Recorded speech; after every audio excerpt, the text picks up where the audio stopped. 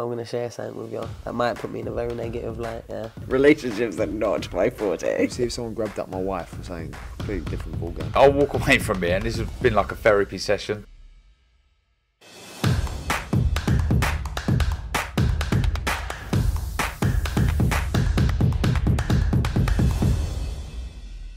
Oscar Bevis, IFL TV, proudly sponsored by the last boxer and TV presenter Denzel Bentley joins me.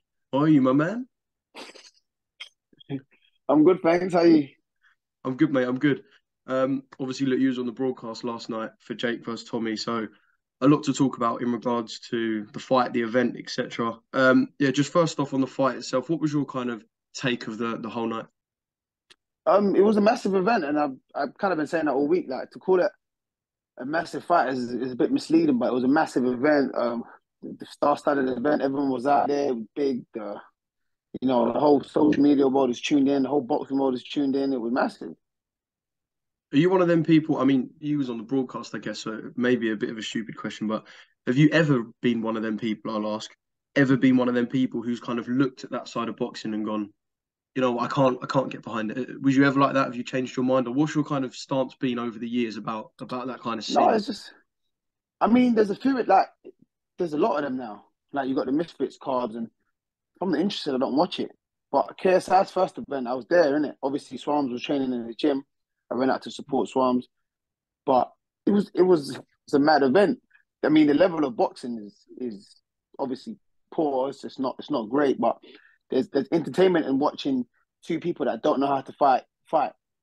So in that sense, it was entertaining. But that's just obviously the whole influence of YouTube boxing thing in general. But if you're not interested, don't watch it. But I listen, they're making money, and I ain't got nothing against anyone making money. So that's my thing. So I've never really been like, oh, it's bad for the sport and blah blah blah. I just be like, listen, it's not the best, but if the people that aren't meant to be paying attention to it don't pay attention to it, it would be all right.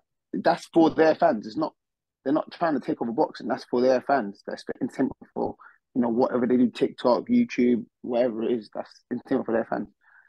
Yeah, I mean, I suppose last night was perhaps the first time we had proper crossover in the sense that Jake Yeah. Paul set his eyes on boxing 5 years ago. He's clearly taking it seriously. We're not saying he's the best fighter in the world, but him and Tommy was perhaps the first event where there was that little bit of a crossover. Yeah, most definitely. That was a crossover event, and that you could sort of kind of appreciate. You got one guy that started off influencer YouTube and wanted to, try his luck and cross over and see if he could make it as a real boxer.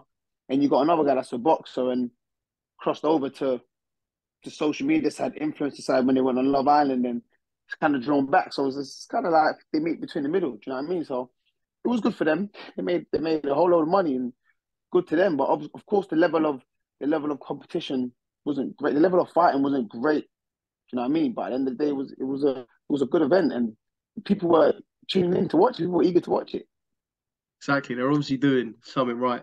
Did anything surprise you about the fight, be it Jake's ability, Tommy's approach, or was there anything that just kind of caught you off guard a bit? You know what? I kept saying all that. I don't think Tommy's taking it seriously, but obviously, looking at his reaction at the end, he clearly was. He clearly did, but he was just making it seem, like he's calm, and that's a good poker face. So you never know. But I'd be honest with you. I said it was a 50-50 fight. I thought Jake was better than what I saw last night. There was a lot of rookie mistakes, but like I said, obviously a lot of looking at the floor and punching and not looking, and it's a load of wherever. The ref was just as bad as the fight, but yeah, it was entertaining, man, for what it was. Yeah, I get what you mean about the ref. It made for quite a hard watch at times. Sometimes when you've got two people like that, perhaps, well, I mean, we just want to see them fight. They're two people who don't like each other. We just want to see them go at it. And when you've got a ref like that, Definitely. it seemed like he wanted to be the star. Yeah, he was just too involved, just taking on points unnecessarily. Like the point he took off Jake Paul in the beginning was harsh. Even the point he took off Tommy Fury was harsh. But it's like I get he had to even it out. But I don't think a point deserved to get taken from either of them, if I'm being honest with you. So, we just kept being in there, kept pulling them away, I don't know whether he was saying things to them, pointing to them. He's just too involved, and a good ref you don't really see, do you? Yeah, good point. Question, slip or knockdown? Or a bit of both? Listen, he hit him and he went down. So it was a balance. It was a balance shot, but Tommy made a silly mistake and just walked straight into the jab. And he was doing that quite all night, to be honest. He just walked straight into the jab, got his foot in wrong, and went down. But that's a legit knockdown. But it doesn't mean he was hurt or anything. A bit of balance, but it's a legit knockdown. Yeah. Let's talk about Tommy's kind of outpouring of emotion. Obviously, it wasn't a world title win, but it meant a lot to him. Are people wrong to kind of begrudge him for showing that emotion? Because it's something that's been a big weight on his shoulders for a long, long time now. So are we wrong to sit here and kind of laugh at the fact that Tommy got a bit emotional last night, do you think? You know what? When he started crying, I was like, "Bro, what's going on?" But then when he got to talking and started explaining it, I get it. Like, he's young. He's 23. In his life, like, of course, he's the influence on him and his partner, whatever he's an influencer, whether he wants to be or not. That's what he is, isn't it? Of course, he's a boxer too, but I mean, like, yeah. But so people going around saying you're scared of Jake Paul, it must be irritating. It must be irritating. So obviously, the pressure of his dad and his brother saying things like, obviously, he's banner, but if he loses, we're leaving him in Saudi and changing names. It's like, you know what? It might be jokes for now, but I won't live this down if I lose to this guy. You know, he said it's taken a big chunk away of his life. You know, you can't tell someone how to react to a situation. You know, that's how he felt about it. So it is what it is. And he kind of basically told us his level when he said this was his world title fight. So at least he appreciates the level that he's at the moment. Whether he wants to progress from that, totally up to him. Whether he wants to take the influencer route and go and beat up all these other influencers and kick them out the game, hey, good for him. But at the end of the day, you know, he said that was his world title fight and that's what it meant to him. So you got to appreciate that. You know, there's some guys in boxing, actual boxers, they get to Southern Area level and, you know, that's their ceiling. They're like, yo, I just wanted to win a title. I'm happy. I'm done. And then they retire. So if that's his version of that, then so be it. Yeah, yeah.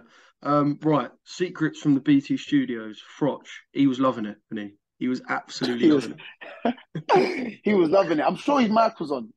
I don't know if you lot can hear him, but I think they left his mic on for his reaction during the fight. No. Tell him, like, I think he did because they told him his mic would be on. His mic would be left on.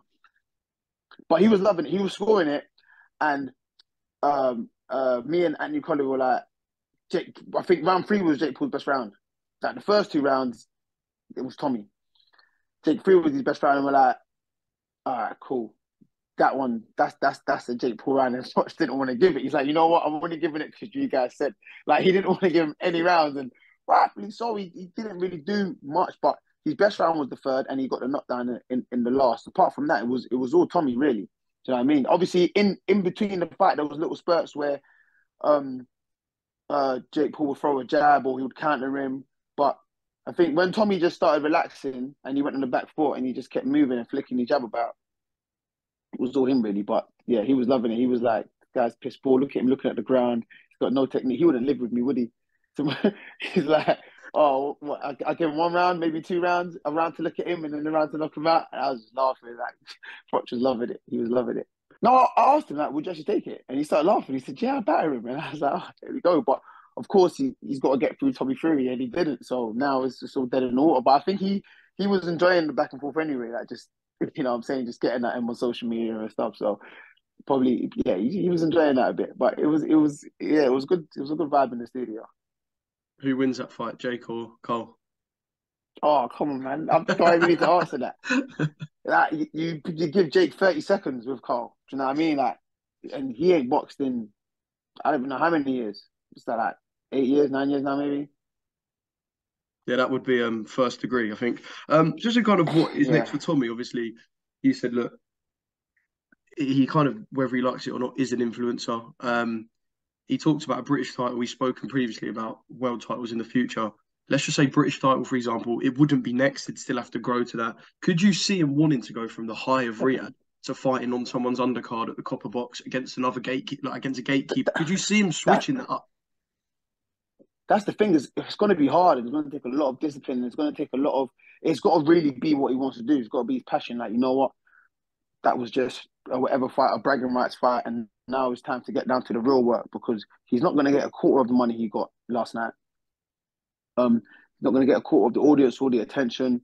He'll probably get a bit of attention, actually. Let me stop lying. He'll get a bit of attention, but it's a long road to even for him to get the British level. Like, do you know what I mean? That it's a long road. He's got to do a lot of groundwork. He's got to be, you know, in the gym. He's got to take these fights. He's got to step up fights step by step and just fight for money that essentially he's not used to fighting for anymore. Do you know what I mean? So the good thing about Tommy is he's got two options now. That's the good thing. I mean, anyone can get in the gym and progress and keep going, whether you think he's ready for a British title fight or not, which I don't think he is right now. The light heavyweight division is jam-packed. Danny is the champion. Like, do you know what I mean? Guys like that, it's mad. But he's young. There's no rush for him. That's an option. Just because he won that fight, if he lost that fight, then there's probably no way back. But he won that fight. He's got the option. All right, do I knuckle down and, you know, progress on my skills and get better, or does he just keep living in and out of the gym and just fighting these YouTubers that or influencers, whatever they are, just and then beat them up for good money? He's got the option. So it's whatever he wants to do and what his real desires are, like in life and in the sport. I mean, if he wants to emulate his brother and try to be a world champion, then try. But he's got the option, so it's completely down to him.